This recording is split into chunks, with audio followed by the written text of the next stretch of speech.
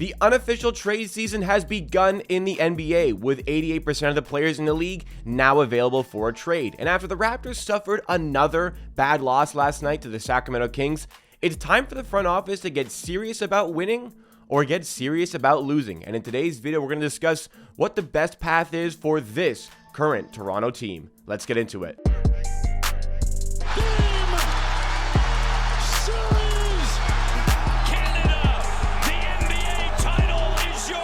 What's going on, NBA and Raptors fans? It's Jacob here, back with Amateur Hour Sports for another Toronto Raptors YouTube video. On this channel, I bring you the greatest coverage and analysis on the latest Toronto Raptors news, with videos just like this, and also live stream watch parties for most Toronto Raptors games. If you like what you see from today's video, then make sure you are subscribed to the channel. Help me on my road to 13,000 subs. We want to hit that milestone by the end of 2022. We're halfway through December, and we are on pace, but still need your help to get there. I promise, if you like the Raptors, you will not regret it. Also, if you find yourself enjoying along the way, be sure to drop a like to give that extra support to the channel. But the video today, not in a very good mood here. Good news is that it is December 15th, which means all of the players who signed as free agents in the offseason are now available for trade. They're now trade eligible, and this is, like I said, where the unofficial trade season really begins in the NBA, with so many of these guys now on the market. Teams will be looking to improve their teams. Other teams might be looking to do the opposite. Maybe the Raptors could be one of them. I'll touch on that in just a second here, but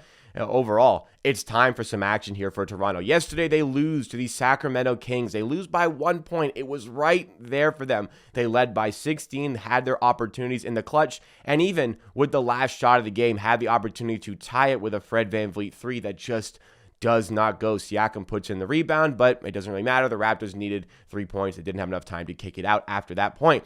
And this was a game where the Raptors, it wasn't a must-win game, but it kind of felt like it was. The Raptors had come into this game having lost back-to-back games to the Orlando Magic.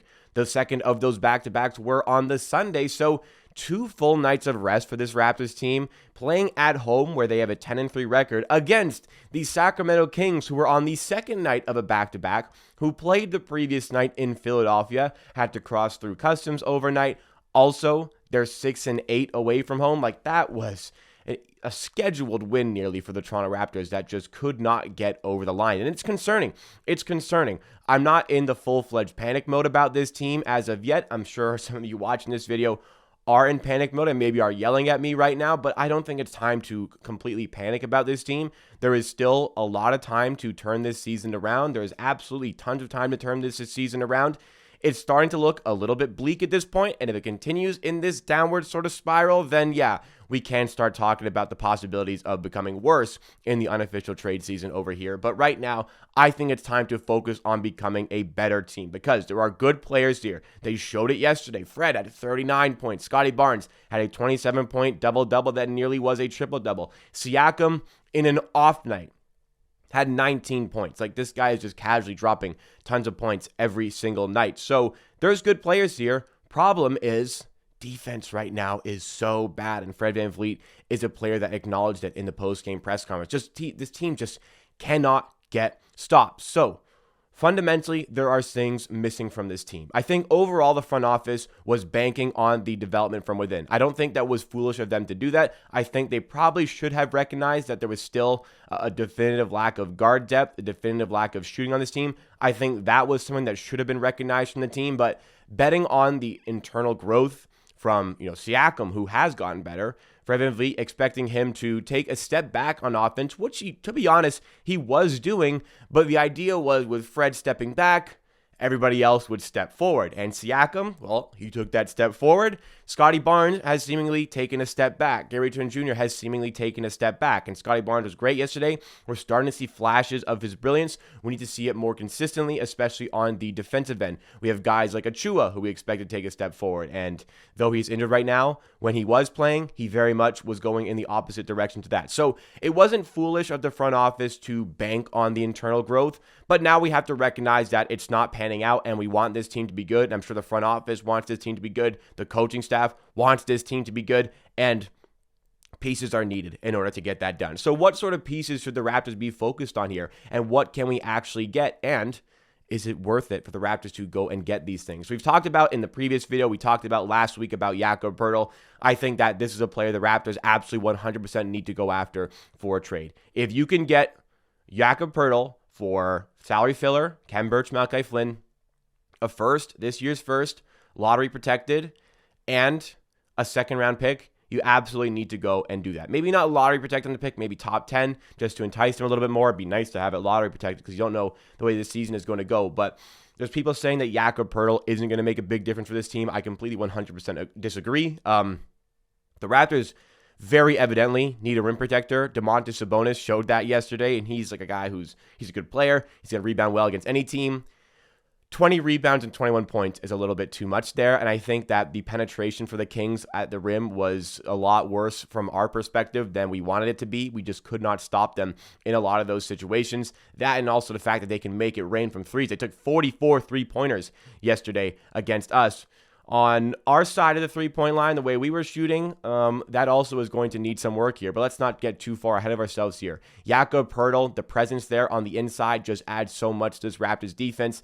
The players on the perimeter have to do a lot less in their one-on-one matchups because they can rely on him at the rim to clean up any sort of mess here. Not saying that they can just allow their guy to get by them, but working in a tandem with that rim protector would just make all the other defenders around him that much better. And also the fact that Jakob Poeltl positionally will be doing a much better job than Christian Koloko. And like I said many times, Koloko has been punching above his weight, been playing better than expected, but imagine getting a player that is just an upgrade on Koloko in every single facet of the game other than free throw shooting. Like, the team would drastically improve. The team would drastically move in the right direction with a trade like that. And like I said about the shooting, the Kings, the way they were shooting, the Raptors just could not keep up with them. They hit, I think, 17 out of 44 threes yesterday, good for around 37%.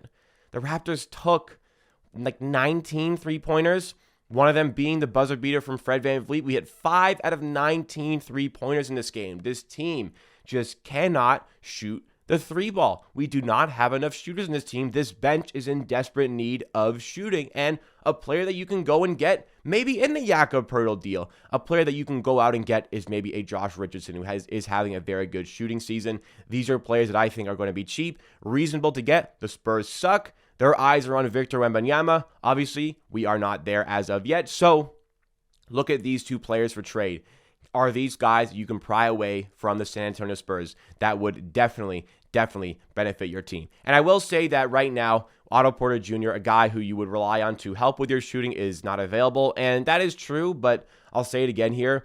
If like the ninth guy in your rotation getting injured is that much of a detriment to your team, that speaks to the definitive lack of depth that the team possesses here. Juancho Hernangomez, though he's been playing well, is not the shooter that we were expecting him to be, and just nobody else seems to be picking up the pieces for Fred VanVleet amidst his struggles, and Gary Trent amidst his inconsistencies. So what do the Raptors have to offer in this trade season? It could be a very intriguing aspect of what we can also give here. Fred VanVleet is a player that many people have spoken about. I continue to struggle to find one single trade that involves Fred VanVleet going to another team that is realistic for the other team and the Raptors to do, or a third team if it comes to that, and making it beneficial for both teams. Like, I can't see a single trade scenario involving this version of Fred VanVleet on an expiring contract that satisfies the needs of the Raptors and satisfies the needs of another team. The Raptors need guards. If we're trading Fred VanVleet, the team that we're trading him to is going to be looking for guards and ball handlers. So them giving us one in return doesn't really make a lot of sense here. And, you could also add in a third team, but that's still like, I still struggle to find one specific scenario where a Fred VanVleet trade is realistic. And until that point, I'm not just going to trade him for the sake of it, as much as many other people would want to do. Other players that are interesting is Gary Trent Jr., and there's a big reason why he could be attracting interest from other teams.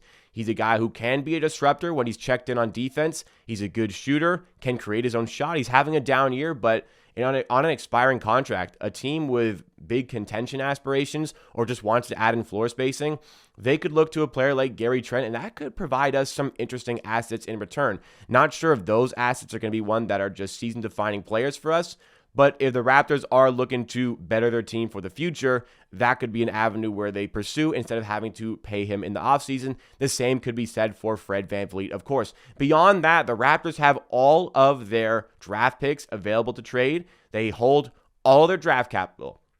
If they want, they can go for the motherload trade of all the picks and all the swaps. They can do all these things. They have their draft picks available to trade. They can make trades happen with the capital that they possess. Beyond that, they have tradable salary here. Gary Trent at $18 million, that's a reasonable contract to trade. Fred VanVleet, if it does come to that, $21 million in that range, that's tradable. Kem Birch on 6, Malachi Flynn on 4, Boucher on 11, Thaddeus Young on 8. These are all contracts with value that other teams would be more than willing to take on in a trade as part of salary matching purposes. And for that reason, the Raptors are in an excellent position to make trades, and they need to make them soon. The front office surely sees what is wrong with the team, and they have, like I said, plenty of assets available and plenty of options in the unofficial trade market here now to make a trade happen here. I have a lot of faith that they are going to pull the trigger on a deal.